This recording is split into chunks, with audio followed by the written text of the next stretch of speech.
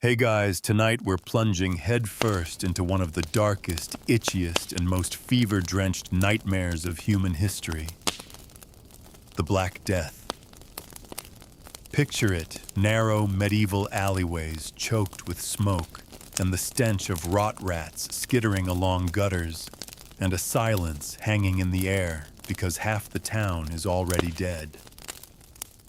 You're walking barefoot on cracked cobblestone, clutching your chest, trying to breathe, because your lungs feel like they're slowly turning into soup. You're about to find out how this plague didn't just kill, it tortured. From fevered hallucinations to bodies bursting open from the inside, this wasn't a quick shuffle off this mortal coil. It was long, painful, humiliating. And yes, you probably wouldn't survive this. So before you get comfortable, take a moment to like the video and subscribe, but only if you genuinely enjoy what I do here. Also, let me know your location and what time it is where you're listening. It's always wild to see who's dozing off in Tokyo at noon or in Toronto at midnight. Now dim the lights, maybe turn on a fan for that soft background hum, and let's ease into tonight's journey together. The first thing that hits you isn't pain, it's confusion. You wake up the back of your throat feeling like it's been scraped with a rusted spoon.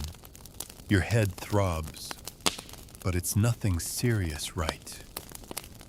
A touch of something, a bad night's sleep. But within hours, your joints are aching so sharply, it feels like invisible men are hammering nails into your knees. Your muscles seize. You're drenched in sweat, but your skin is ice cold. People around you are dropping like flies. But it hasn't hit you yet, not fully. You glance down at your armpits because something feels swollen. You see the start of a lump, a smooth, angry boil just beneath the surface. By nightfall, it's the size of a quail egg, hot to the touch, pulsing. You try to hide it. Everyone does. Because once it's seen, it's over. People start avoiding you. Your neighbors won't look you in the eye. The priest doesn't stop by anymore. And even your dog, if you had one, starts barking from across the yard instead of following you like it used to. That boil grows fast. By the next day, it's as big as a clenched fist, turning black and purple and oozing pus that smells worse than death. That's just the beginning. They'll call it a bubo, hence bubonic plague. But what it really is, it's your lymph nodes becoming battlegrounds. The bacteria Yersinia pestis rides in on the back of a flea carried by a rat, and it explodes inside your body like it's setting off tiny biological grenades. Your immune system is overwhelmed. Your white blood cells are desperately trying to fight, but they're losing. And when they die in battle, they leave behind a trail of chemical rot. That's what you're feeling now. Not just infection, internal warfare. People don't want to touch you. You can't blame them. You wouldn't touch you either. The skin around your groin starts to blacken. You smell yourself dying. It's the kind of smell that makes even the most hardened gravediggers gag. You lie in bed as fever takes over. Time slips away. You hallucinate things that never happened, your dead mother calling your name, your old school teacher standing at the foot of your bed, smiling, even though she died last week. Or was it yesterday? You have no idea anymore. The town bell tolls constantly now, announcing each new passing soul. But the sound is so frequent, it starts to blend with your heartbeat. Even death becomes background noise. The lucky ones, if you can call them that, bleed out quickly. A nosebleed, a little vomiting, and then they're gone within a day or two. But for many, it's slower. 4, 5, 6 days of your body roasting and freezing at once. One moment you're shivering uncontrollably, the next you're clawing at your clothes, screaming for cold water, as your brain boils behind your skull. And the worst part, you're aware of it all. You watch your hands swell and blister. You feel the bubo near your neck split open and leak like a burst fruit. There's no one coming to help. The barber surgeons gave up days ago. The monks are dead or fled. The baker's wife is the only one still delivering food, and she leaves it at the edge of your doorstep with her apron covering her nose. Your breath smells foul.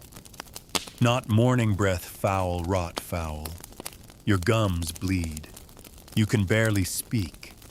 When you do, it comes out in whispers, your voice raw and hoarse like you've swallowed soot.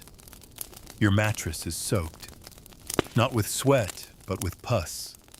From your legs, your armpits, even behind your ears. You can't remember the last time you stood up. You try to sit, but your bones scream. You lie back down and stare at the ceiling, hoping, praying that sleep will just take you and never let you go. But even sleep refuses you. Instead, you're caught in that twilight zone between waking and dying. You drift into memories. You remember the smell of baking bread, the feel of clean linen on a spring morning, the sound of your father humming as he fixed the gate. You try to grab onto those things mentally. You hold them tight, because what else is left? You hear a knock. For a moment, hope flickers. Someone has come to check on you, but it's just the death cart. A slow, creaking wheel rolling down the street. You hear the voice call low and bored, "Bring out your dead." And you know with a shiver they'll be calling your name next. Not yet, but soon. And this is only the first stage. Because the Black Death wasn't just a disease, it was a test. Of flesh, of mind, of soul. And it's only just begun. Your window's shutter creaks in the wind, but you don't have the strength to get up and close it.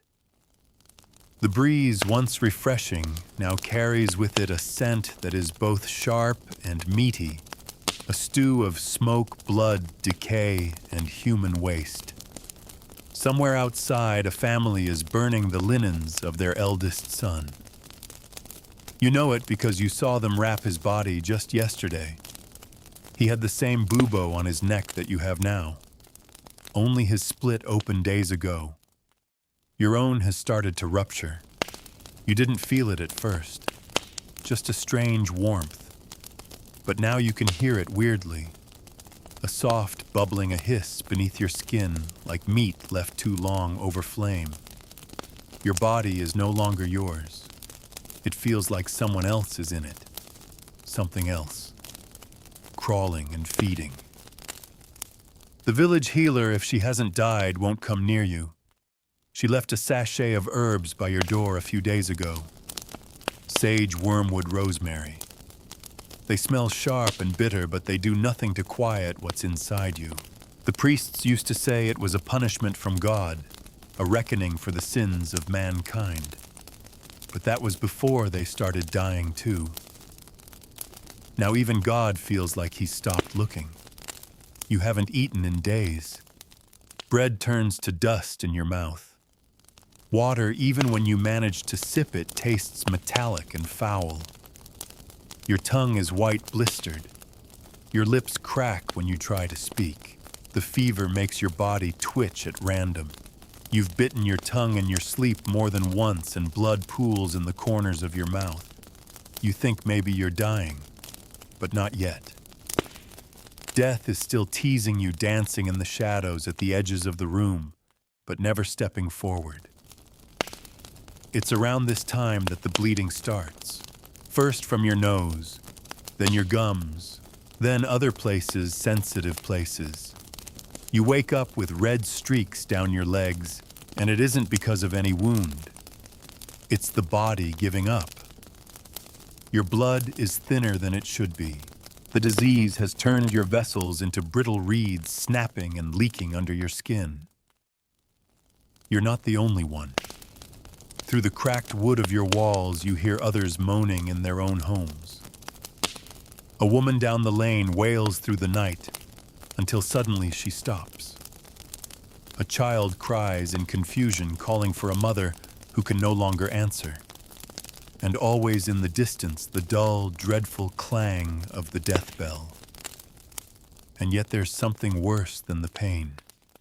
The isolation. No one comes.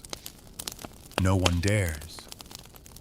The friends who once shared ale and stories now walk the long way around your house. Children who used to throw pebbles at your door for fun now stare wide-eyed and run when they see movement through your window. You are a ghost haunting your own life before you've even left it. You dream strange things, fevered things. You dream of a room filled with mirrors, and each reflection shows a version of you more decayed than the last. You dream of a river of black tar, and you're knee-deep in it, dragging your body forward while unseen things pull at your legs. You hear the plague in your sleep. It whispers to you, not in words, but in pressure and heat, in the boil of your stomach and the pulse behind your eyes. And the colors, they start to shift. Not the world, but your vision. The whites of your eyes have turned yellow. Your fingers are darkening. Some areas are bruised so badly, they look blue, almost black. It's gangrene death within life. Flesh giving up before the heart does. In another time, someone might have amputated those limbs. But here in this year of unrelenting sickness and fear, no one's cutting anything. They're just waiting to throw your whole body on the pyre. The rats don't wait. One scratches near your firewood pile, bold, now fearless. It knows your scent. It's not scared of the living anymore. The living are weak, slow, easy to crawl across. Even easier to feed on if it comes to that. Somewhere in the depths of your skull, you realize you've stopped thinking like a person. You think like something infected, diseased, animal. There's no calendar anymore. Days blur. The sun rises, but you don't always see it. You spend more time in the dark, not because it comforts you, but because light is too harsh, too real. The darkness lets you forget, even for a moment, what's happening to your body. But there's a worse variant coming. Not all who suffer look like you. Some bleed from within and never show the outward signs. No buboes, no boils, just internal collapse. These are the ones who cough blood. It comes in sudden waves. The pneumonic form of the plague. It hits the lungs like wildfire. One moment they're fine. The next, they're coughing red foam and gasping for breath like they're drowning on dry land. And it spreads faster. You know this because someone in your home, a brother, a sister maybe, was one of them. They didn't last long. Hours, maybe a day. They gasped until their lungs bled, then slumped over face-blue lips, blackened. You remember looking into their eyes as they died. That distant pleading gaze. You can't forget it. You try. But it's burned into the insides of your eyelids. In towns where the disease hits hardest, no one has time to bury the dead properly. The earth is frozen in winter. The ground won't take them. So they stack the bodies in abandoned churches, in basements, in dry wells. Mass graves are dug hurriedly shallow pits where limbs stick out awkwardly. Sometimes the soil is too loose and the rats dig the dead back out. It's not uncommon to see birds circling the edge of a village, not because there's a field to plow, but because the reek of death is so thick, even the sky wants a taste. And still, somehow, you're alive. For now. You drift in and out of pain like it's a tide. Each time you come to the world has shifted slightly. The ceiling above you has a new crack. The candle burned lower. Your hands more swollen. the air thicker like the room is filled with invisible hands pressing down on your chest. And somewhere deep in your soul, you begin to wonder, is this all there is? Is this the end of the world? Not just for you, but for everyone. You wouldn't be the first to think it. And you definitely won't be the last. The third night is the worst. Or maybe it's the fifth. You've lost count. Time is now measured not by sunrises or bells, but by the strange rhythm of your body, spasms, chills, hallucinations, silence. You lie in a pool of yourself, sweat, pus, and now urine. You didn't feel it happen. You just woke up soaked and too numb to be embarrassed. That kind of shame disappeared days ago. When your body starts to break down in public, you stop worrying about dignity. And yet somewhere inside there's still a sliver of you, a thin, gasping thread of awareness. A witness to what the Black Death is doing to you. And that part hurts the most. Because you know you're not just dying. You're being undone, piece by piece. Your skin stretches oddly now. It's tight over your limbs but loose around the belly like a dying animal's hide. Your fingernails are turning gray, and one just falls off. You stare at it lying beside you, horrified at how normal it looks, as if it wasn't yours. And then comes the swelling. Not just in your groin or neck anymore, but everywhere. Your face is puffy, bloated. Your eyes feel pushed outward by the pressure in your skull. You try to breathe through your nose, but your sinuses are clogged with blood.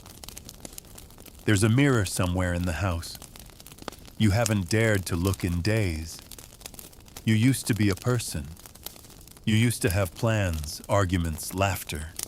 Now you're a mound of flesh curled up on a straw mattress that reeks of decay. And you know your body has become dangerous. Your breath, your blood, your very presence is a threat to anyone who gets too close. And if they knew what was festering inside you now, they'd run screaming. Because the infection doesn't stay politely in one place. It spreads. The bacteria moves through your blood like soldiers on a rampage, infecting your spleen, liver, lungs, even your heart. Some of it settles in your brain. That's when the madness begins. You hear voices, not like dreams. They're real, or they feel real. A woman whispering your name from the floorboards, the creak of footsteps when no one's home, the sound of your mother humming lullabies except she's been dead for weeks, and the shadows. They start to move. You swear they move. You think maybe the devil is real. Maybe this is hell. Maybe you didn't die when the fever peaked. You just slipped into another kind of death, one where the punishment drips slowly, drop by, agonizing drop. And all the while the townspeople are slipping further into despair. They're not burying bodies anymore. They're burning them. At first it was to stop the spread. Now it's panic, fear. If someone so much as sneezes too loudly in the street, they're chased from the village. Some are walled into their homes, boards nailed shut. Entire families inside screaming as they're sealed in. Quarantine, they call it. Protection. But really it's just slow execution. You remember when they did it to your neighbors. The Smith and his wife. Their baby was the first to show symptoms. They lit a fire to keep warm. The smoke crept out the chimney. The villagers thought they were trying to escape. So they blocked the flue and sealed the door with stones. You heard them scream for hours. You still hear it sometimes in your dreams. And now you wonder, will that be you? You think about escape. But where would you go? Every town is the same. Some are worse. They say whole cities in Italy have turned into morgues. that Paris stinks of burning flesh, that in London even the rats are dying. You try to sit up, just once. You grip the edge of the stool beside your bed and push teeth clenched. But your muscles betray you. They spasm and collapse. You fall back winded, head spinning, and your stomach lurches. Vomit rises up your throat. It burns bitter and sour, and it stings your cracked lips as it spills down your chin. The fever has stripped away everything: your strength, your speech, your sense of self. You are no longer living. You are persisting. A twitching, fevered sack of skin that breathes only because it hasn't yet stopped. You think about the church, about forgiveness. But there are no priests left to hear confession.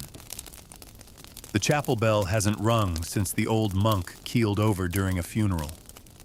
He was the last. He died with his hand still clutching the incense burner. And what good is prayer now when entire monasteries are empty, and even the Pope is hiding behind walls soaked in vinegar to keep the air clean? You close your eyes. Not because you're tired, though you are, but because the ceiling won't stop moving. You feel like you're floating, but not in a good way. You feel like your body is coming apart at the seams. And then there's the laughter. You hear it one night. Clear, bright, joyful. Children. You crawl to the window. It takes everything, every drop of strength. You pull yourself up and peek through the cracked shutter. It's a procession. Not of mourning. Not this time. It's the flagellants. They move down the street in blood-stained robes, their backs stripped open from their own whips. They march barefoot, chanting, singing, believing that pain will cleanse the world of this disease. You wonder, should you join them, would self-punishment drive out the sickness? Could flagellation undo what the rats have done? But you know the truth. This isn't about sin. It's about biology, tiny invisible monsters. And your body is their theater of war. As the procession disappears into the fog, you slip back onto the floor, panting. The fever surges again. Your heart flutters. You feel it skip a beat. Then another. Is this it? Is this the final wave? But no. Your body clings to life like a stubborn weed. You are not dead yet. And the Black Death isn't done with you. Not even close. The third night is the worst. Or maybe it's the fifth. You've lost count. Time is now measured not by sunrises or bells, but by the strange rhythm of your body, spasms, chills, hallucinations, silence. You lie in a pool of yourself, sweat, pus, and now urine. You didn't feel it happen. You just woke up soaked and too numb to be embarrassed. That kind of shame disappeared days ago. When your body starts to break down in public, you stop worrying about dignity. And yet somewhere inside there's still a sliver of you, a thin, gasping thread of awareness, a witness to what the Black Death is doing to you. And that part hurts the most, because you know you're not just dying. You're being undone piece by piece. Your skin stretches oddly now. It's tight over your limbs, but loose around the belly like a dying animal's hide. Your fingernails are turning gray, and one just falls off. You stare at it lying beside you, horrified at how normal it looks, as if it wasn't yours. And then comes the swelling. Not just in your groin or neck anymore, but everywhere. Your face is puffy, bloated. Your eyes feel pushed outward by the pressure in your skull. You try to breathe through your nose, but your sinuses are clogged with blood. There's a mirror somewhere in the house. You haven't dared to look in days. You used to be a person. You used to have plans, arguments, laughter. Now you're a mound of flesh curled up on a straw mattress that reeks of decay. And you know your body has become dangerous. Your breath, your blood, your very presence is a threat to anyone who gets too close.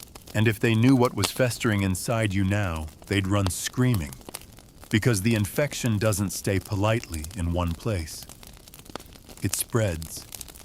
The bacteria moves through your blood like soldiers on a rampage, infecting your spleen, liver, lungs, even your heart. Some of it settles in your brain. That's when the madness begins. You hear voices, not like dreams. They're real, or they feel real. A woman whispering your name from the floorboards. The creak of footsteps when no one's home. The sound of your mother humming lullabies except she's been dead for weeks. And the shadows, they start to move. You swear they move. You think maybe the devil is real. Maybe this is hell. Maybe you didn't die when the fever peaked. You just slipped into another kind of death. One where the punishment drips, slowly drop by, agonizing drop. And all the while, the townspeople are slipping further into despair. They're not burying bodies anymore. They're burning them. At first, it was to stop the spread. Now it's panic. Fear. If someone so much as sneezes too loudly in the street, they're chased from the village. Some are walled into their homes, boards nailed shut. Entire families inside screaming as they're sealed in. Quarantine, they call it. Protection. But really, it's just slow execution. You remember when they did it to your neighbors. The Smith and his wife. Their baby was the first to show symptoms. They lit a fire to keep warm. The smoke crept out the chimney. The villagers thought they were trying to escape. So they blocked the flue and sealed the door with stones. You heard them scream for hours. You still hear it sometimes in your dreams. And now you wonder, will that be you? You think about escape. But where would you go? Every town is the same. Some are worse. They say whole cities in Italy have turned into morgues. That Paris stinks of burning flesh. That in London even the rats are dying. You try to sit up, just once. You grip the edge of the stool beside your bed and push teeth clenched. But your muscles betray you. They spasm and collapse. You fall back winded, head spinning, and your stomach lurches. Vomit rises up your throat. It burns bitter and sour, and it stings your cracked lips as it spills down your chin. The fever has stripped away everything, your strength, your speech, your sense of self.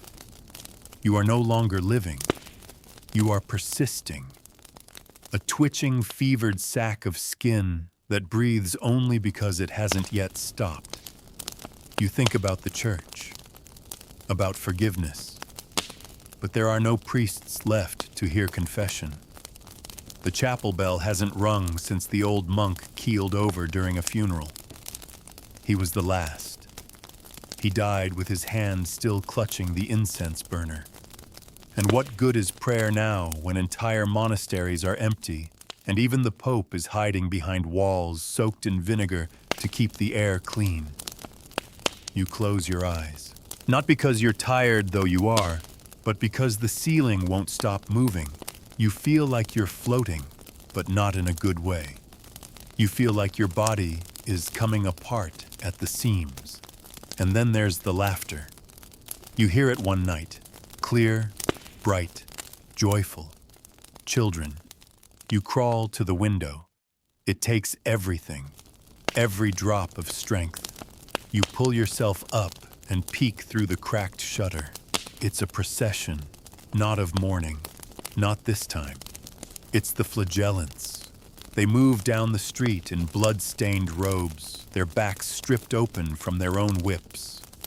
They march barefoot, chanting, singing, believing that pain will cleanse the world of this disease. You wonder, should you join them, would self-punishment drive out the sickness? Could flagellation undo what the rats have done? But you know the truth. This isn't about sin, it's about biology. Tiny, invisible monsters. And your body is their theater of war.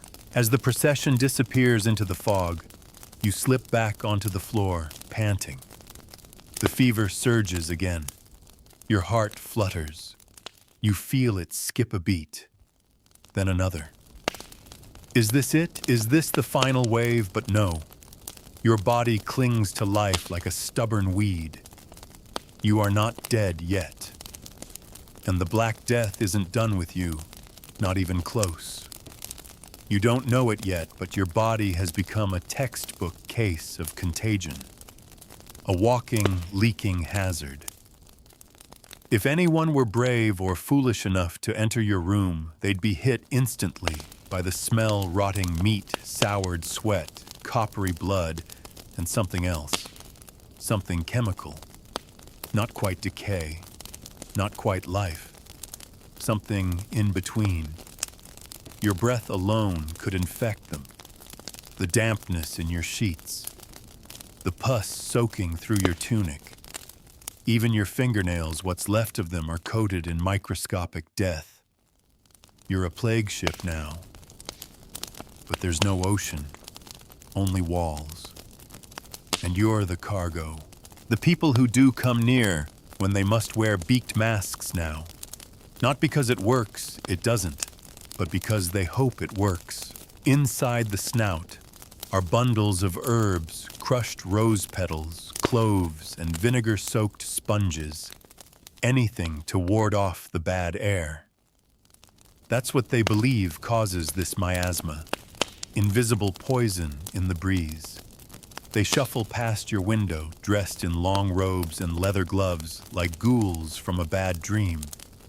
One carries a stick. If you collapse in the street, he'll prod you with it to check if you're alive. He won't use his hands. No one does anymore. You try to speak to one once. Just once. You croak out a please. It takes everything in you. Your throat rips like parchment. But he just turns. Doesn't respond. Doesn't look. You're not a person to him. You're already a corpse that talks. And honestly, he's not wrong. The days bleed into one another, assuming they're days at all. You sleep when you can, which isn't often. Mostly you drift. You hallucinate. You relive strange memories. Your first kiss, the time you stole a meat pie, the way your brother used to whistle off key when nervous. These things feel more real than the world around you. They're not just memories, they're visits from a time before all of this. Your body, meanwhile, is unraveling.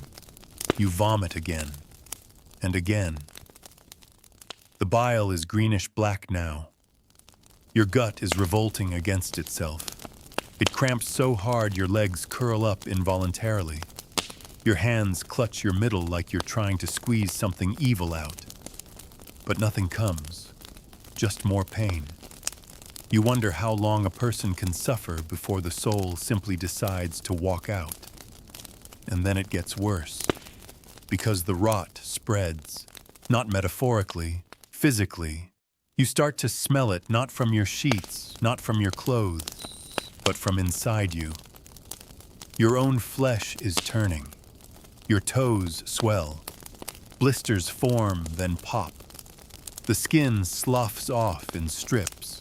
You reach down in a moment of lucidity, touch your ankle, and your hand comes away slick and dark. Not red, not blood. Something thicker, like tar. You want to scream, but your throat is useless now. It produces only rasping gasps like a dying bellows. You try to crawl again, to the basin, to the door, to anywhere. But your arms give out, and your legs, they don't even try. So you lie there shaking, breathing shallow, eyes wide, staring up, and the flies come. You don't know how long they've been buzzing around the room, maybe since the first boil ruptured. But now they've gotten bolder. They land on your arms, your face, and they crawl into your mouth when you sleep. One lays eggs in your bedding. You can hear the maggots squirming. This, you realize, is what it means to rot while alive. You think about the others, friends, family. Where are they now? Did they escape? Did they lock their doors and hope to outlast the wave? Are they lying in their own homes like you, whispering the same delirious prayers into the dark? Or are they gone already, tossed into the cart, burned, forgotten? The town is quieter now. No more screaming, no more processions. Even the death bell rings less. Not because there are fewer dead, but because there's no one left to ring it. And then the fire. You hear it first, crackling, a whoosh in the distance. At first you think it's a memory, but no. The smell hits you, wood smoke and hair. Something's burning, not just a home, something bigger. You pull yourself up just enough to see out the window. The plague house. They've set it alight. A whole block sealed off, quarantined, and now erased. Flames lick the rooftops. The sky turns orange. Screams rise briefly, then fall silent. A desperate attempt to stop the spread. A sacrifice. Your street might be next. You're too weak to move, too weak to flee. So you lie back down, staring at the flickering shadows playing across the ceiling. Every now and then, embers drift on the breeze, glowing like little red stars. You wonder if they'll reach your roof, if tonight will be the night your house becomes your pyre. You can't even decide if that would be mercy or cruelty. And then you wake up. The sun's coming through the shutters. Weak, pale, cold. You're still alive, somehow. Your fever's lower. Not gone, but dulled.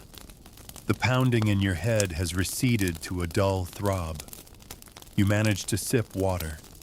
It stays down. For the first time in days, maybe weeks, your mind feels clearer. Just a little. You look at your arms, still blotched, still raw. But the pus has dried.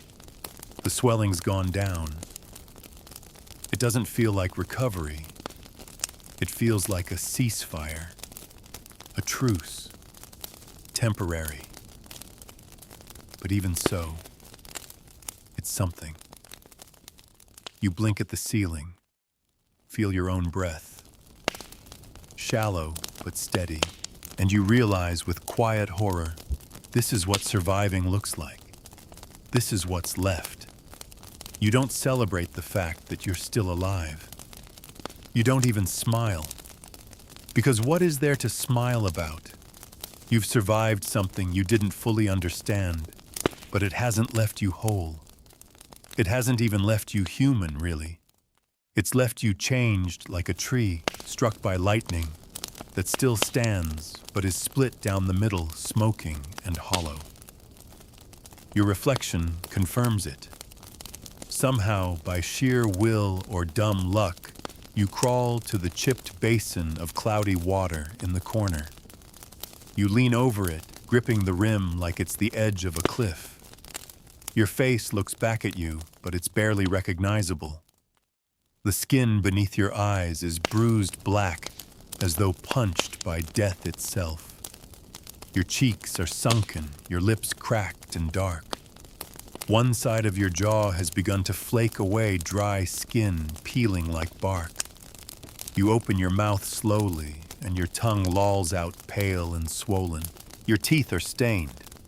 You touch your neck, and although the bubo has shrunk, the skin is warped, scarred loose.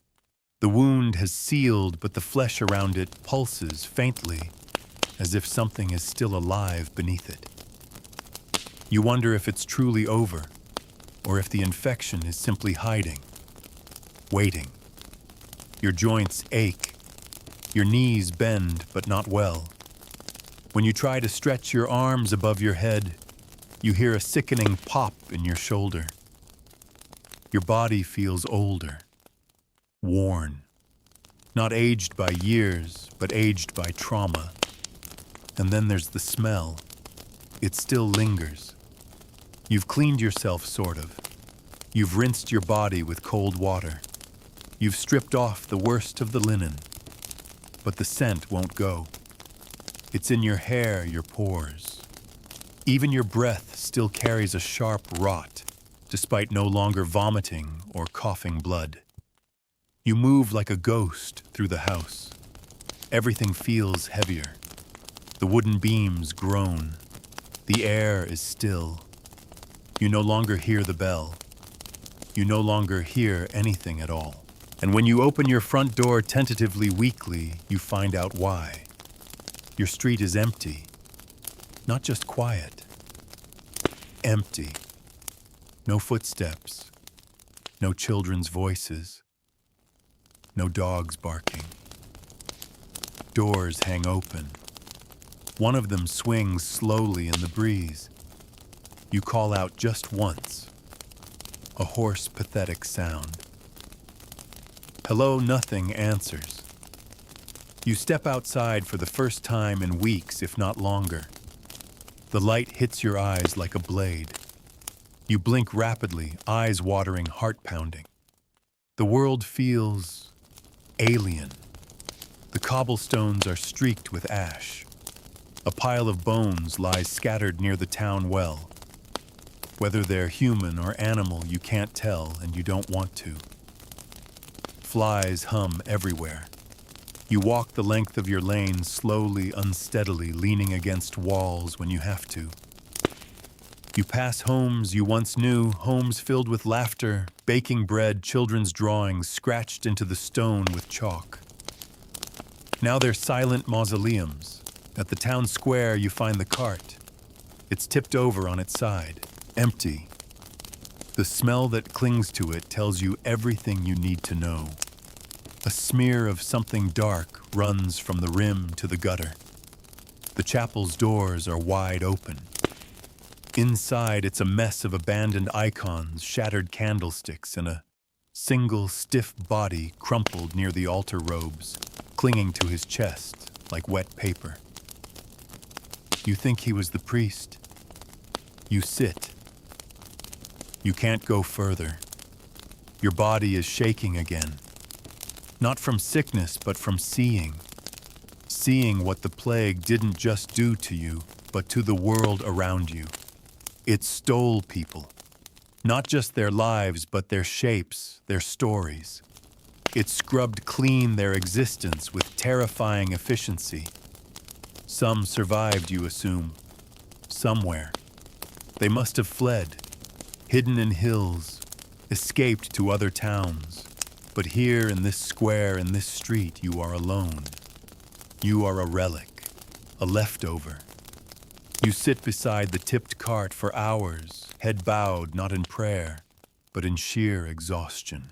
Eventually you gather what little strength you have and drag yourself home. There's no point in locking the door. There's no one left to open it. Back inside, you collapse onto the floor, not the mattress. That's too filthy. You lie on bare wood, curled like a child, eyes half closed. You don't sleep. You just exist. In a strange state of waking death. And then days later, maybe more, you hear something. Footsteps. Not many. Just two pairs. Soft. Hesitant. Your body tenses. Your ears perk. Are they looters, survivors? Is the disease returning, carried on the soles of new shoes? You call out barely. Just a croak. They stop. One of them calls back. A voice. Young. Cautious. Is someone alive in there? You force yourself up. You look through the window. 2 girls. Teenagers, maybe. One holds a cloth over her mouth. The other carries a basket. They don't come in, but they ask if you need food. You nod. They leave it at your door and retreat. You eat bread for the first time in what feels like years. It's stale, cracked, beautiful. Later they return with broth. They say they're from the next village, a few miles over the hill. They heard this one had burned. They came to see. You tell them briefly what happened. They don't ask for details. They say more people are beginning to return, that the worst may have passed, that the towns will rebuild.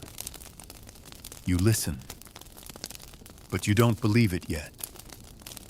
Because the plague wasn't just a moment, it was a war. And even as the fires die down and the streets are swept, the wounds it left aren't just physical, they're underneath, buried in the heart of every survivor, including you. You spend the next days, or perhaps weeks, straddling the line between recovery and ruin. Your body, though stabilizing, remains unfamiliar. Everything about you feels foreign. Muscles that once responded with ease now tremble under their own weight. Your hands, once calloused with honest work, twitch at odd angles. You stare at them for hours, as if trying to remember what they used to be capable of. Sometimes you try to write. You find a nub of charcoal, an old scrap of parchment. You press your thoughts onto the page, but the letters come out crooked, hesitant. Your brain fights the act of memory. Names are hardest. You can remember feelings' faces, but the words for them slippery, lost in fever. The town hasn't stirred much. Each day you push a little further beyond your threshold. Down streets you once knew, past shops where you used to haggle over bread, past the inn where men used to laugh and spill ale on the stone floor. Now silence rules everything. Doors hang open like yawns. Inside you glimpse what the Black Death left behind: overturned chairs, shriveled apples, shoes with feet still inside them. You don't weep. You've passed that stage. Your soul is dry now, like it cried itself empty in the night without your permission. But the world moves on with or without your tears. You meet more survivors eventually. Slowly they trickle back.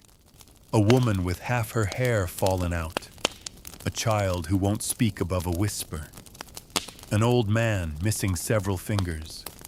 Each of them bearing marks, not just scars on skin, but cracks behind the eyes. None of you greet each other with joy. You greet each other the way soldiers do after a war neither side won. You nod. You acknowledge. You carry on. The girls who brought you food return now and then. One is named Elise, the other Marin. Their village was luckier touched by death, but not consumed. They tell you of rumors from beyond the hills, of cities where bells have started ringing again, of farmers returning to fields of babies being born. You listen, but your thoughts drift.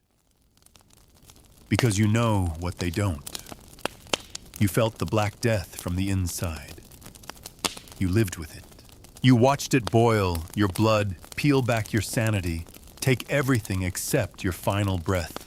And somewhere in the back of your mind, you know something they don't say aloud. It could come back.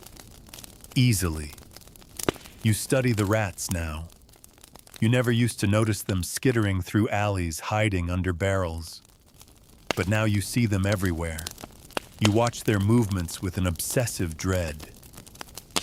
You wonder if the fleas have returned, if the cycle is ready to begin again. You don't mention this to the others. Why terrify the living? Instead, you help rebuild. You sweep floors, stack firewood, help dig new graves for old bones that were never properly buried. Some days you even make it out to the forest's edge to collect herbs, mushrooms, bark. The movement strengthens your legs. The air clears your mind. And yet nothing ever feels safe again. Sleep is unreliable.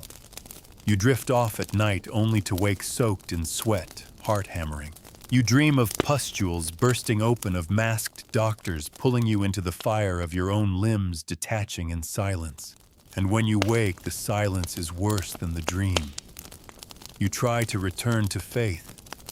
You light a candle in the chapel. Someone else, probably Elise, has cleaned it out, set up the altar again. The old priest's body is gone now, buried or burned. The space smells of dust and soap. It feels cleaner, but not holier.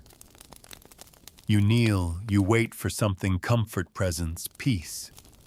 But the silence inside matches the silence outside. You don't rise with answers, only aching knees. You begin noticing strange things around town. The birds, for instance.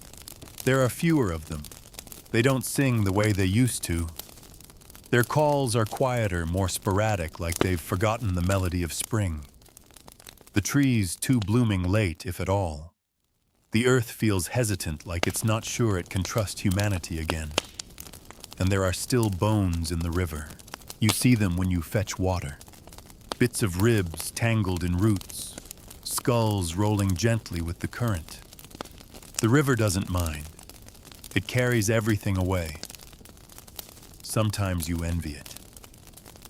The others begin rebuilding homes. Not just cleaning, but mending. Patching roofs, replanting gardens. They talk of weddings of new generations. They speak of before and after like they're separate lifetimes. You nod along, but deep down you know there is no after. There is only continuing, one day at a time. Step by broken step, you see the flagellants again one afternoon. New ones, a different group, still bleeding, still chanting. They pass through without stopping. Their robes are whiter now, clean. Their procession smaller. No one joins them. No one watches long. You all look away. Because you've learned pain is not penance. Suffering is not salvation. The plague didn't come for sin. It came because nature has no mercy, only momentum. You go home that night and sit by your hearth. The fire is small but warm. You look down at your hands, shaking slightly, and you realize this is your new world. Not a return to normal, but the birth of something unfamiliar. And somehow, despite everything, you're still here. The days stretch long now, quiet and still. They aren't peaceful exactly, just emptied. As if all the noise and chaos of life have been packed away in boxes, leaving only the hushed echo of what once was. You wake with the sun, though not by choice. Your body simply won't let you sleep in anymore. Every dream feels too close to death. Every moment of unconsciousness too risky. You make tea from boiled bark and dried leaves. It doesn't taste good, but it gives you purpose. The ritual, however small, feels like a defiance. A way to say, I'm still here. I still choose to live. Outside, green shoots begin to break through the frost. Nature doesn't mourn the way you do. It doesn't pause for sorrow.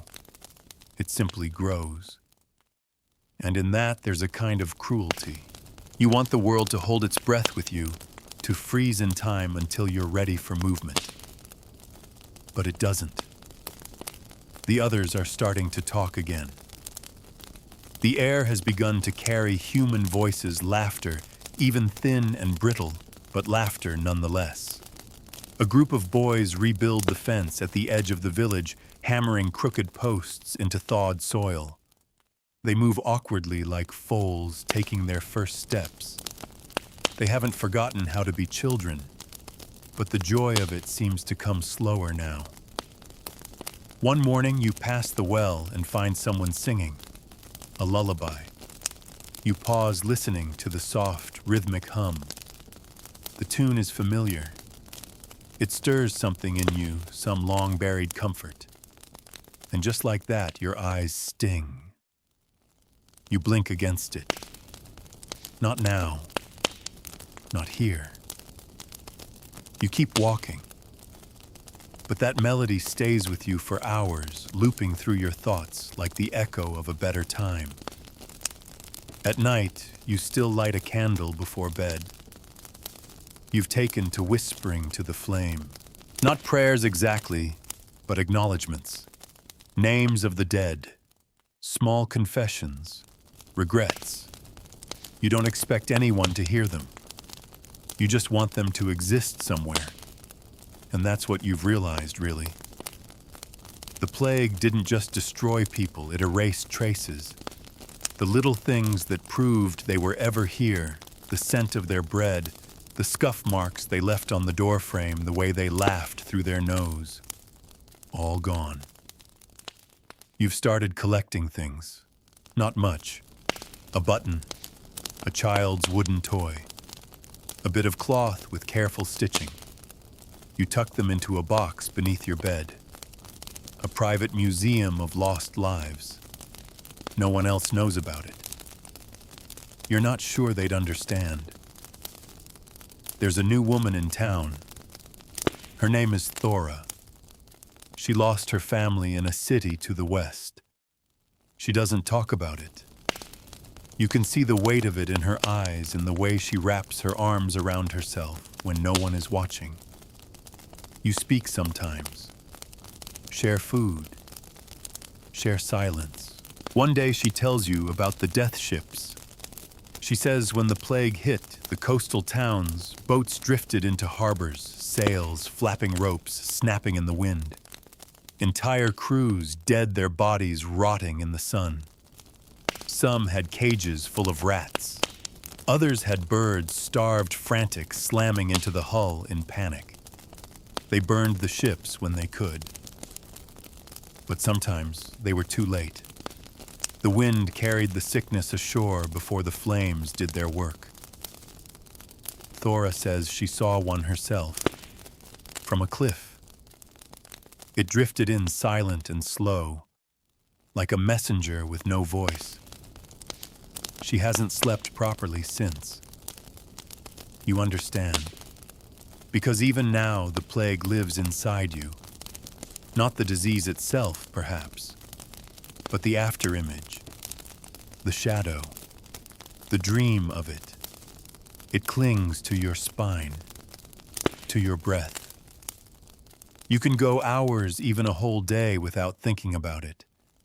But then you catch a whiff of something sharp, rotting wood-damp cloth, and your mind reels back. Back to the bed, back to the boils, back to the pain. No one talks about the survivor's body, but you've learned its secrets. Your legs hurt when it rains. Your joints stiffen when the wind blows too cold. Your skin still itches in places that were once infected, as if remembering what festered there. You can't eat certain foods. Your stomach rebels. You're always tired. Not sleepy, just tired in the bones, in the soul. And then there's the guilt. You try to reason with it. Try to say, you didn't choose to live. You just didn't die. But the guilt doesn't listen. It whispers anyway. Why you? You visit the grave field sometimes. It's outside the village now. The old burial ground couldn't hold everyone. The new one is plain rows of hastily dug mounds marked with sticks or nothing at all. Someone, maybe Marin, planted daisies there. They bloom wildly, defiantly, life erupting from death. You bring stones, smooth ones. You place them gently, one by one, on the graves. You don't know who lies beneath most of them, but it doesn't matter. They were someone. That's enough. Sometimes children come and watch you from the path. They don't ask questions.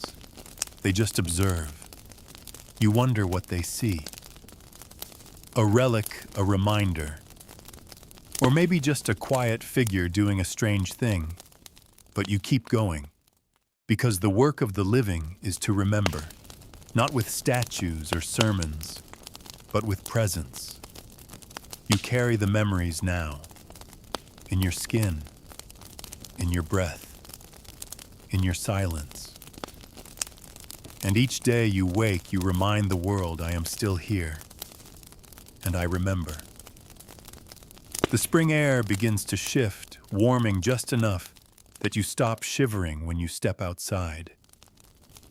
The village has started breathing again, slowly, cautiously, like someone learning to walk after being bedridden.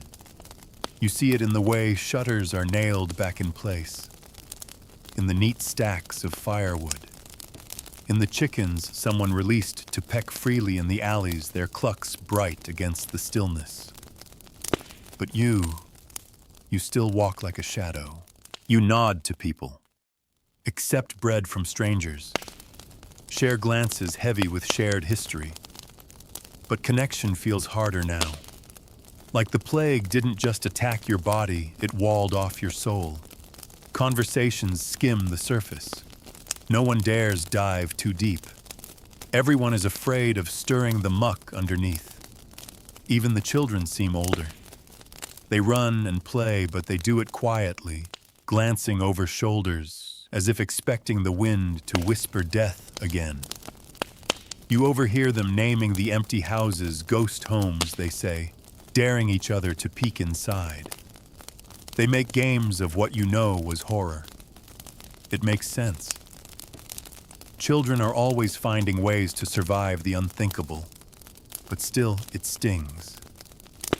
One evening you sit by the chapel alone. The light is low, the sky lavender. You trace a pattern into the dirt with your toe, not thinking of anything in particular, until you hear footsteps.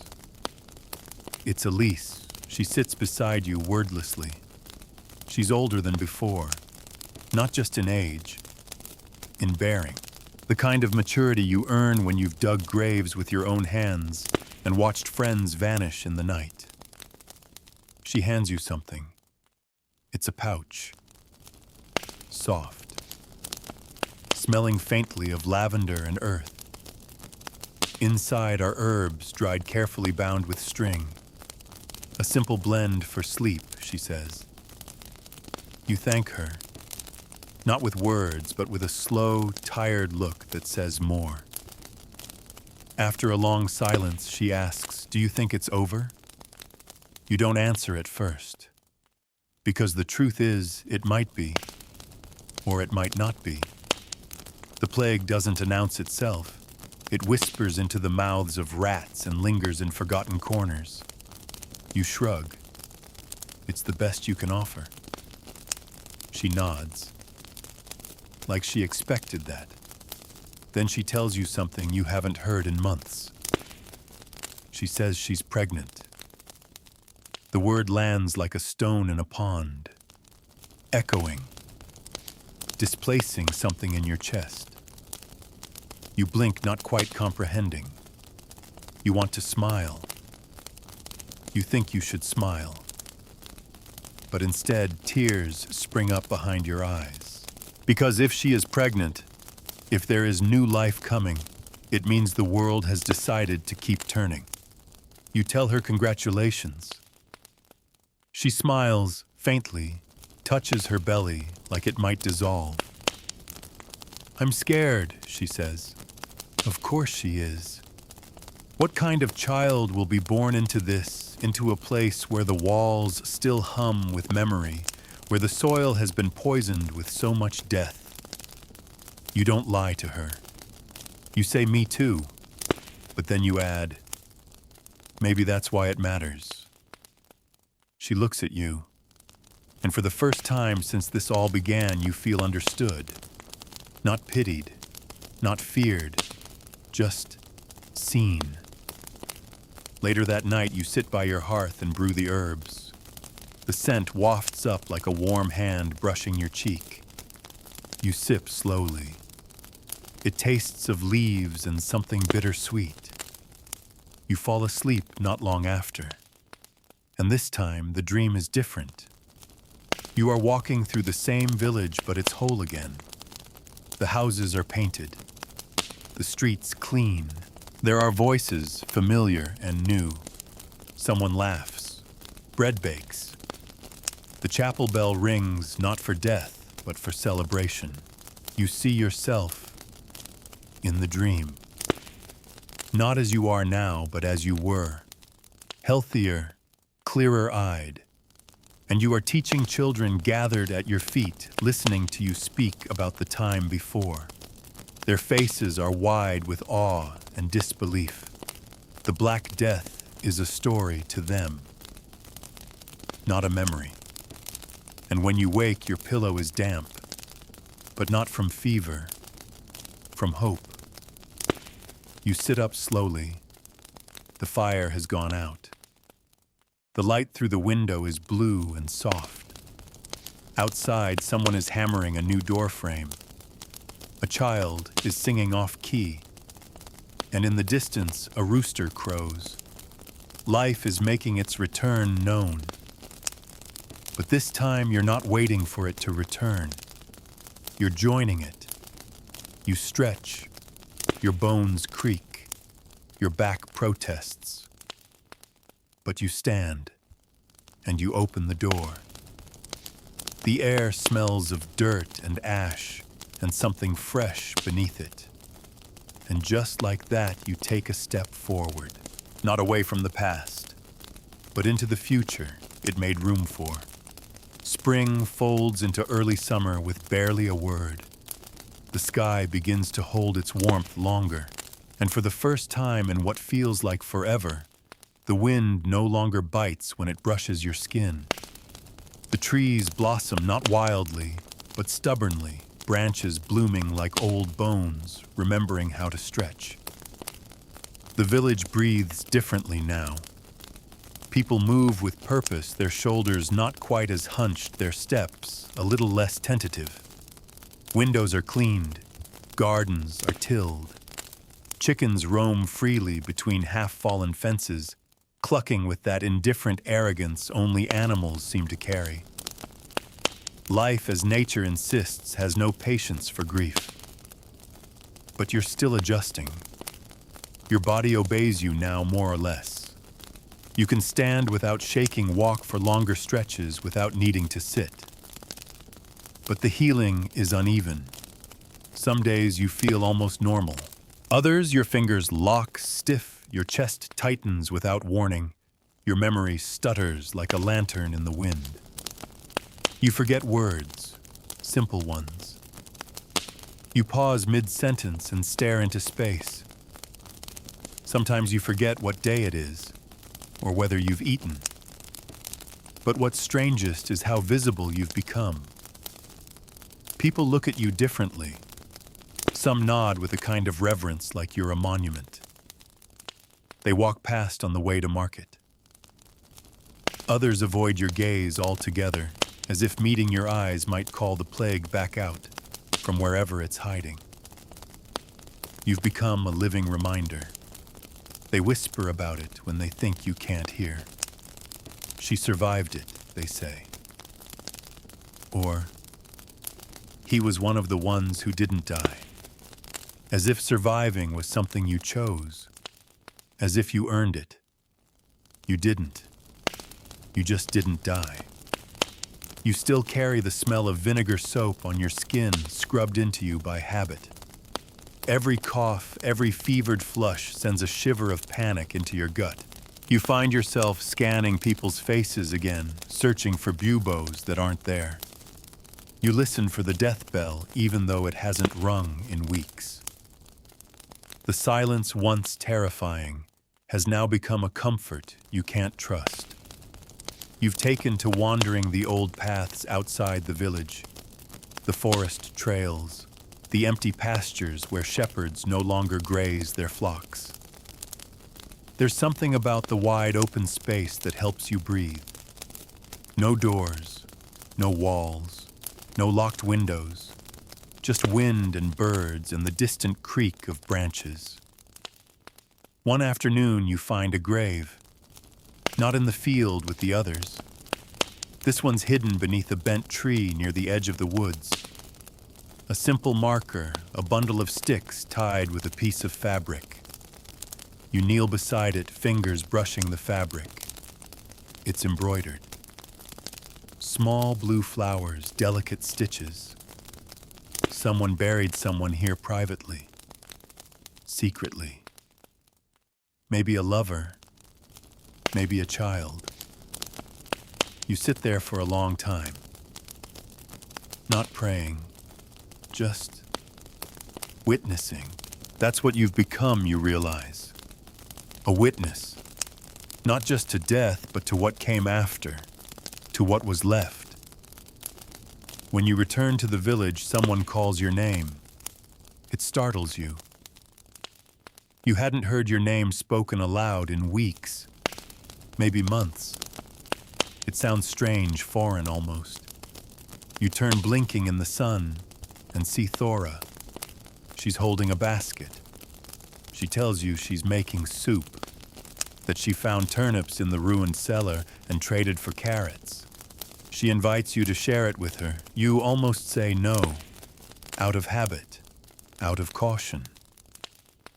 But then, you nod. You follow her home. Her cottage is half-built, but cozy.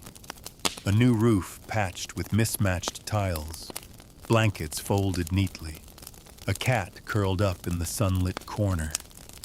You sit across from her at the table. She ladles soup into wooden bowls.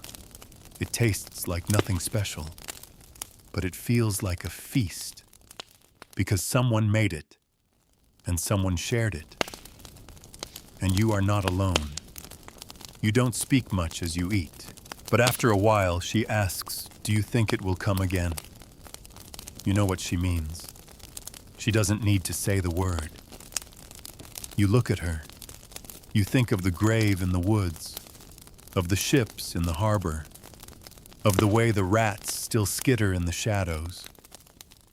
Yes, you say, not because you want to frighten her, but because it's the truth. She nods slowly, quietly, and then she says something you weren't expecting. "Then we'll be ready." You blink, not in disbelief, but in something like wonder, because you realize she's right. Not ready in the way doctors and priests once believed they were. Not with prayers or leeches or masks stuffed with herbs, but ready in spirit, in memory. You've seen it now. You know what to look for, and you know what to hold on to. That night you return home with a jar of soup and something else you can't quite name. Not hope, not yet, but maybe the roots of it. Something beginning to grow again. And this time, you're not afraid to let it. It rains the next morning. A steady soaking rain that turns the earth soft and forgiving. You stand under the eaves of your cottage, arms crossed, watching droplets race down warped roof tiles. The scent is rich, wet bark, moss, ash. The kind of smell that stirs old memories. Not of the plague for once, but of normal days. Days before everything unraveled. You don't mind the rain. In fact, you find it calming. It doesn't threaten you the way it once might have. There's something honest about it. It cleans without asking permission. It seeps into the places people forget to scrub. You don't go out right away. Your joints ache when it's damp. But when the skies lighten, you make your way to the chapel. Not to pray. You've stopped doing that. You come to sit, to listen. The silence there is different from your home's silence. It's thicker, softer, like someone is still there but just barely out of sight. The doors are always open now. Someone, perhaps Thora, has been sweeping the floor. The dust is gone, the altar cloth is clean, and someone's placed a vase of fresh wildflowers near the candles. You sit on a bench in the back and close your eyes. Not to sleep, just to rest your mind. You hear footsteps behind you after a while. Familiar ones. Deliberate. Slow. Elise. She doesn't say anything, just sits beside you, hands folded in her lap. Minutes pass. Then she says, "The mayor's boy died last night." You nod, not because you're surprised. He'd been sick on and off for weeks. It hadn't been the plague, at least not in its full form, but something else. A lung sickness. A leftover. It wasn't the same, she adds. No black swellings, no blood.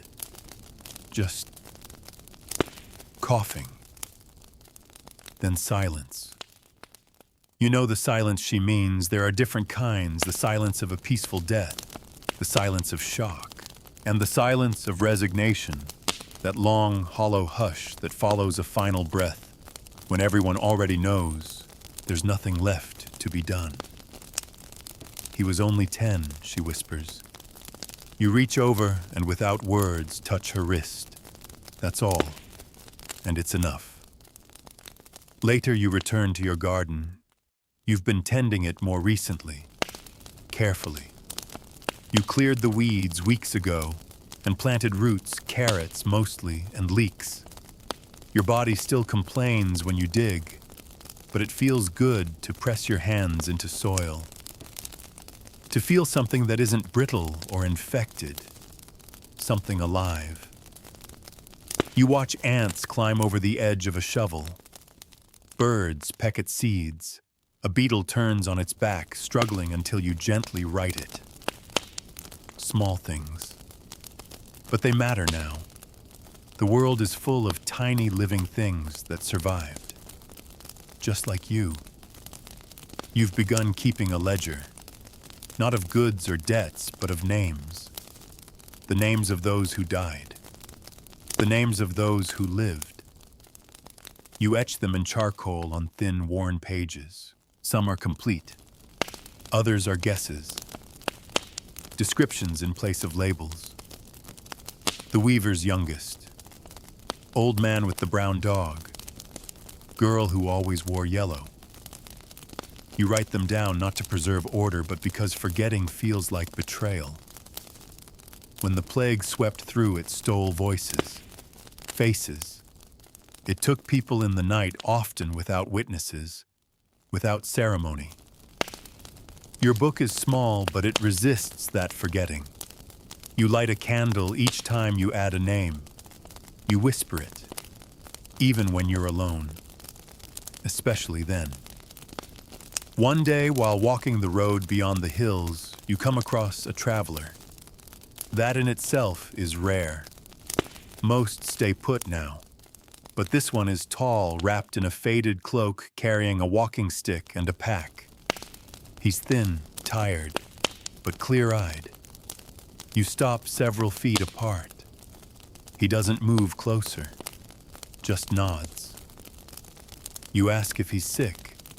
He shakes his head. You ask where he's been. South, he says, and east. Everywhere, really. His voice is quiet, measured. He tells you that cities are stirring again, that markets are opening, that in one village people held a wedding after all this. He says he came north because he heard your village still stood. You almost laugh at that. Stood is generous, but he's not wrong. You do stand. The both of you rest under a tree for a while, saying little. Then he moves on. You watch him disappear over the hill, staff tapping the ground in rhythm. You think about following him, about walking to the next village, and the next, about seeing what the world looks like now after all this. But you stay. Not because you're afraid, not anymore. You stay because someone has to plant, to witness, to remember, and to welcome those who come back. You stop by the stream on your way home, the one that used to run slick with ash and soot. Now it's clear again. You kneel and splash your face. The water is cold, pure. When you look up, you see your reflection ripple. It startles you, not because of how you look, but because you recognize it now. You see yourself again, worn, weathered, but alive. And maybe, just maybe, that's enough. Summer deepens. The sun climbs higher each day, and the village feels lighter beneath its rays, not healed, but illuminated. Dust drifts lazily through open windows. The scent of drying herbs and baking loaves wafts through the air. Children begin to laugh without looking over their shoulders. And slowly, ever so slowly, color returns to the world. But grief lingers. Not always loudly. Not always in tears. Sometimes it sits beside you in silence as you slice roots or mend torn seams. Sometimes it curls at your feet while you listen to someone talk about nothing at all, and you smile politely even though your heart is thinking of someone who's gone. You've grown used to the company of ghosts. They don't speak. They don't need to. They exist in the pauses between your footsteps, in the flicker of candlelight, in the crack of old floorboards you never fixed because they remind you of someone's gait. You carry them with you, gently, reverently, not like a burden, like a memory sewn into the hem of your coat. You notice how people look at you differently now, not with fear or pity, but with a strange sort of reverence. Survivors have become rare, and rarer still are those who remember everything. People ask you what it was like, but you can't always find the words. How do you describe the color of fever? The sound of your own breath rattling like dry leaves? The way your soul felt like it was floating just outside your body, waiting for your flesh to fail? So instead of answering, you nod. Or you change the subject. Sometimes you simply walk away. Not out of cruelty, but because the past doesn't need to be spoken aloud to be present. It's already etched into the walls. It's already burned into the fields. It lingers like soot in the rafters and fingerprints on forgotten doorknobs. You keep writing names. Your ledger is nearly full now, each one carefully recorded. Some with dates if you remember them.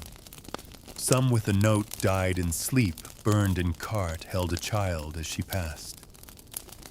You don't know why you're compelled to write it down. You just know that if you don't, they'll vanish. And you can't bear the idea of more vanishing. One evening, Maren brings you a bundle of parchment.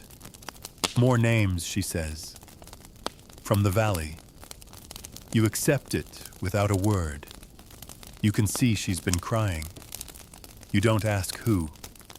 You already know it was someone she loved.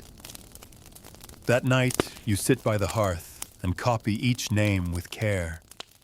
Your hands ache, your eyes blur. But you keep going. The act itself is sacred. You light a candle for each one. You whisper them aloud. Later, Thora joins you with a flask of cider.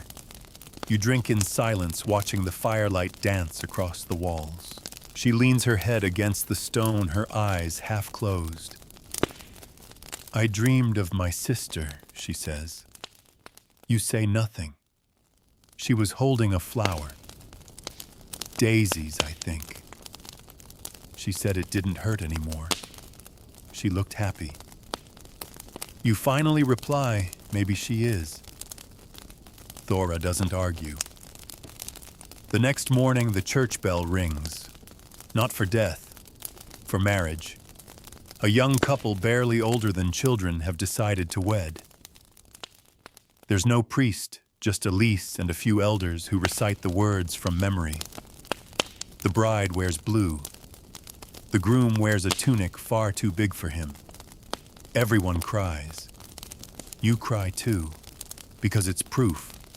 Not that things are better, but that things can continue. You give the couple a loaf of bread. Someone else gifts a chicken. It's all so humble and so beautiful it aches. Later you walk the edge of the village alone. The trees sway in the warm breeze. The stream murmurs beside you. A frog jumps across your path. You smile, not because you're happy exactly, but because you remember what it was like not to be able to. You pass a home that once burned. A new family lives there now. They've planted rosemary and lavender in the windowsills. The scent drifts into the road. You pause. You inhale. You remember who lived there before. And then you keep walking. That's what it is now. Remembering and walking, planting and waking. You are no longer a victim. You are no longer just a survivor. You are something else entirely. You are what comes after. The wind begins to shift again, softer and cooler than it was a few weeks ago. It rustles the trees with a sigh, and you recognize that sound now, not grief, not warning, just transition. The sun still hangs high during the day, but it lingers differently, less intense, casting longer shadows. Late summer is turning. You can feel it in your bones. Your bones, of course, haven't stopped aching. You've learned to live with the soreness, the stiffness. Some days your knees won't bend fully. Some mornings your hands won't close tight around a cup. But you've stopped expecting your body to go back to the way it was. That body is gone. This one is yours now, new in its damage but strong in its persistence. The days have grown full again. Not fast, never fast, but steady. There is planting. There is harvesting. There are meals to share, tools to fix roofs, to patch. And with that rhythm, something else has returned. Laughter. Not every day. Not the old kind. Not the careless, belly-deep laughter of before. But the kind that escapes in short bursts when someone spills soup on their shoes, or when a goat chases a toddler around the square. The kind that rises shyly, unexpectedly, as if surprised to still be possible. You hear it, and your heart tenses, then releases. One afternoon, you walk past the edge of the field where the plague pyres once burned. The ground there is still blackened in places, but to your surprise, wildflowers have grown through the char, yellow and white. Tiny defiant blooms pushing up through ash and soot. You kneel beside them, tracing their stalks with your fingertips. They didn't ask for this place. They didn't choose it. But here they are, rooted in sorrow, reaching for light. Like you. Back in the village, someone is painting again. You spot the marks, first swirls of ochre and blue on the wall. Beside the old granary. Abstract, uncertain, but undeniably human. A need to express something, to mark the fact that life has returned. You don't know who did it. No one claims it. But each day a little more appears. A handprint, a line of green, a face half hidden in color. And just like that, art has crept back into the world. You visit Thora more often now. She doesn't talk much. She doesn't have to. You share tea, sometimes cider, and watch the light move through her window. She's taken in two orphaned girls' sisters. Their hair is tangled, their hands always sticky with jam or dirt, but they laugh freely. They play with spoons and stones and string, turning nothing into games. One day, one of them climbs into your lap without asking. She sits there, quiet, watching the fire, holding your hand in both of hers. She doesn't ask what happened to you. She doesn't need to.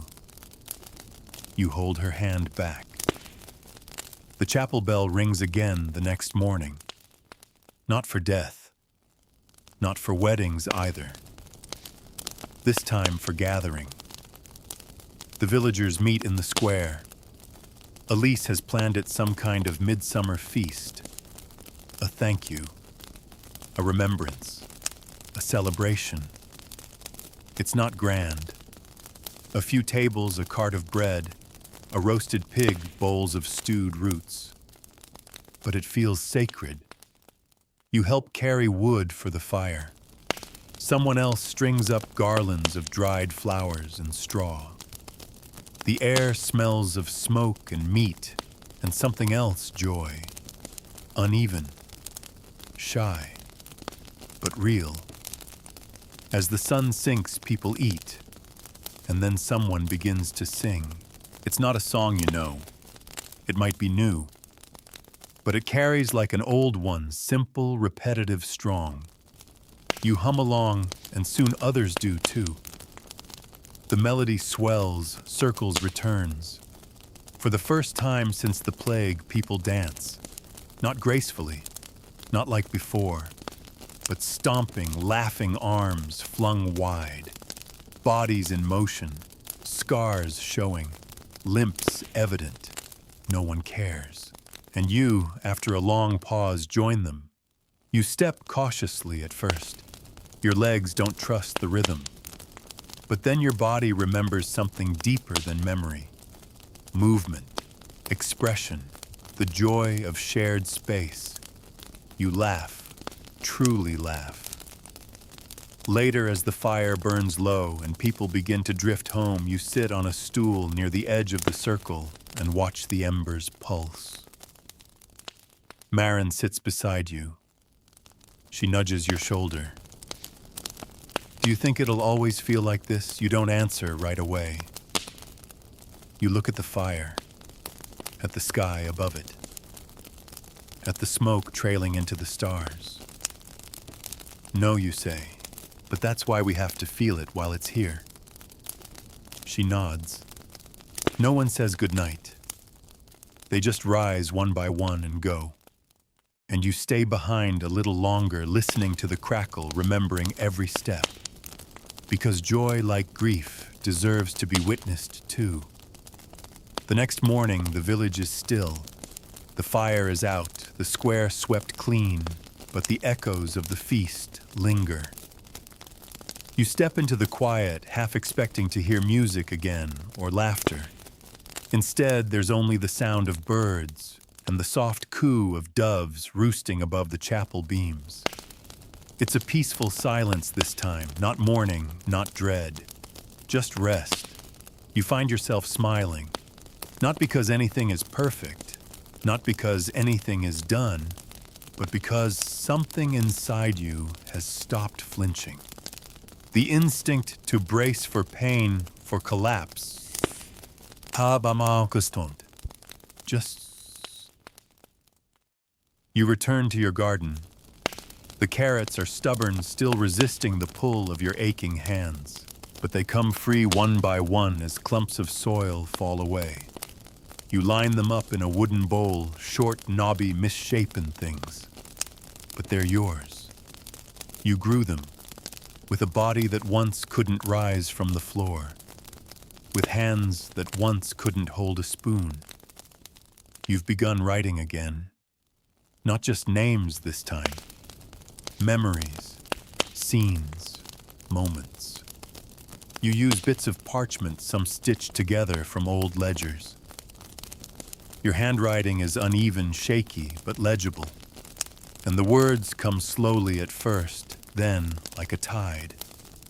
You write about the night the bell stopped ringing. You write about the man who died mid-sentence.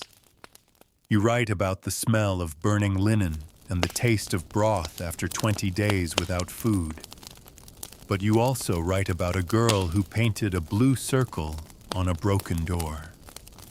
About children laughing at a chicken wearing a bonnet. About the taste of cider after the first frost. You don't know who will read these words. You just know they need to exist. One afternoon, a traveler returns a different one, this time older, with a scar down one side of his neck and eyes like flint. He carries stories with him wrapped in a leather satchel. He says a town 3 days west has built a library. A new one. For the future, they say. For the stories of this generation, what it endured, what it survived. You give him your ledger. He doesn't ask why. He accepts it with the quiet grace of someone who has also lost things he won't name. He promises to bring it there. You feel lighter when he leaves, as if you've unburdened something you didn't know you were carrying. That night, rain falls again, harder this time. The kind that hammers the roof and drips through cracks you still haven't patched. But instead of dread, it brings calm. You sit by the window, cup in hand, watching the rivulets race across the glass. You think of those you lost. You say their names aloud. Not all of them, just a few, like prayers that no longer need answers, just release. You dream again. But this dream is soft. You're walking a path lit by lanterns. The grass is dry. The air smells of honey and dust. Beside you are those who were lost, not sick, not bloated or coughing or broken, but whole. They don't speak. They don't have to. Their presence is enough. You wake with a tear slipping down your cheek. But it's not pain that brought it. It's gratitude. The days continue. You help a neighbor repair his roof. You sing softly as you work. You hum the song from the midsummer feast. The notes catch on the wind and drift through the square. Others join in. One voice, then two, then more. The village feels stitched together again, not like it was before, but like a quilt made from scraps. Uneven, imperfect, but warm. You walk past the pyre site again. The flowers are thicker now. Bees buzz lazily between blossoms. Someone's built a bench there. No one sits on it yet. But they will. You do, just for a moment. You let the sun touch your face. You close your eyes, and you breathe. Deep, full, present. This, you realize, is what survival becomes. Not escape, not just endurance, but presence, awareness, the choosing of each moment, and the willingness to begin again. Even after everything, especially after everything. The days shorten again. You notice it one evening when the shadows stretch longer across the square, swallowing the stones faster than they did the week before. The sun still shines, but it dips earlier golden light, giving way to that dusky blue that signals the slow approach of autumn. You prepare your home the way you always did before everything changed, stacking wood, patching holes in the thatch, salting meat for the colder weeks ahead. But now every task feels different, not just routine, not just necessity. Each one is a kind of quiet rebellion. You are alive. You are preparing for a future that was impossible to imagine not long ago. You walk the roads more often now, the paths beyond the fields, beyond the hills. You don't go far. Your body still has limits, but the air out there smells crisper like pine and drying grass, and the silence is kind. Sometimes others walk with you. Marin once, then Thora, and once even the two orphan girls who took turns pointing at trees and daring each other to chase squirrels. You didn't speak much. You didn't need to. Being side by side was enough. And sometimes you walk alone. There's a field not far beyond the old riverbank where the wheat never grew back. No one knows why. The soil isn't poisoned, but nothing roots there anymore. It's become a strange space, bare open, framed by forest and sky. You go there when your thoughts grow too full. You sit, you breathe, you remember. Because memory isn't always heavy. It can be soft, too. A warmth in the chest. A hand on the shoulder that isn't really there. You feel those moments now more than ever, and you don't turn them away. One day you bring a ribbon. You tie it to the branch of a sapling growing near the field's edge, a thin little tree fighting to grow in land that forgot how to bloom. The ribbon flutters in the breeze. It's small, faded, but it's yours. And that's the first time it truly hits you. You made it through. Not as a ghost, not as a husk, as a person. Changed, yes. Scarred in places no one can see. But here, breathing, bearing witness, walking forward. When you return to the village, the fire is already lit. The square is glowing with its orange pulse, and someone has brought out bread. There's always bread now, and always someone willing to share it. Elise sees you from across the square. She nods. You nod back. That night you take out the second ledger you started. Not for names this time. Not for records. This one's for stories. You write about the feast. You write about the first time you heard birdsong again. You write about a woman who painted circles on old walls and a child who asked if the plague could hear you breathe. And you write about survival not as triumph, but as devotion. The devotion of waking up, of tending your garden, of remembering the dead without letting them swallow the living. There's still sorrow. You don't deny it. There are still days when the wind sounds like crying and the trees creak like they're in pain. But it doesn't shake you like it used to, because you've grown something new inside you. Stillness, not numbness, not absence, but the quiet that comes after the worst has passed. The space grief leaves behind when it no longer needs to scream. In that space, things grow. Kindness, patience, bread, laughter, forgiveness, sometimes even joy. You close the ledger. You add it to the shelf beside the first. And then, for the first time in many, many weeks, you sleep without dreaming of sickness. Just stars. The morning fog returns with the turn of the season. It rolls over the hills like a thick wool blanket, quieting everything it touches. The trees vanish into it. The rooftops blur.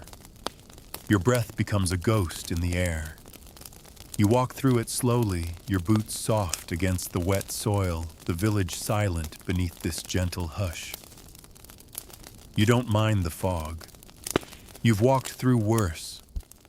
It's not the blindness that frightens you anymore, it's the absence. But here now, even the fog feels alive. It doesn't swallow you. It wraps around you, cool and steady like an old friend saying hello. At the edge of the village, someone's rebuilt the signpost. The one that burned in the early days when fires were lit for bodies instead of warmth. You pause beside it, fingers brushing the carved letters. The wood is fresh. The village name is still the same. But you are not. No one is. People are starting to travel again. Traders, healers, wandering priests. They come with tales of other towns recovering, cities rebuilding. They tell stories of people dancing in Florence, of wheat returning in Avignon, of bells ringing again in London. The world, they say, is waking up. And you believe them. Because here, too, things are stirring. There's talk of reopening the school, of repairing the old watermill. Someone even whispered about a fair next spring. You don't scoff. You don't hope too loudly. You just keep walking. You pass a child with a wooden sword chasing imaginary enemies through the grass. You pass a young couple tending vines growing along their window. You pass Thora hanging laundry with clothespins carved by hand. You nod to them all. You step into your home and it feels lighter than it used to. Not empty, not haunted, just lived in. The floor still creaks, the hearth still smokes a little on windy nights, but it's yours. And every object inside has made it through the same storm you did. You sit, you breathe, you remember, but you don't linger there, not anymore. You write in your new book again that night. Your third now. Not names, not even memories. This one is for instruction, for the ones who will come later. You write down what to do when the cough begins, how to recognize the swelling, how to wrap the herbs and hang vinegar cloth in the window. But more importantly, you write this: do not leave the sick alone. Do not burn the books. Do not forget the names. You underline that last part. You set down the pen, and then as the fire dies low, you open the shutters and let the night air in. It's cold, yes, but it smells of dry grass and sweet wood smoke. Outside, someone sings. It's a lullaby, one you haven't heard in years, and you, without even realizing it, hum along. There will be other sicknesses, other trials. The world does not promise safety, but you've learned something deeper than survival. Resilience. And that's what you carry now. Not in your arms, not on your shoulders, but in your soul. The plague tried to unmake you, but here you are, standing in your doorway, listening to music, smiling, alive.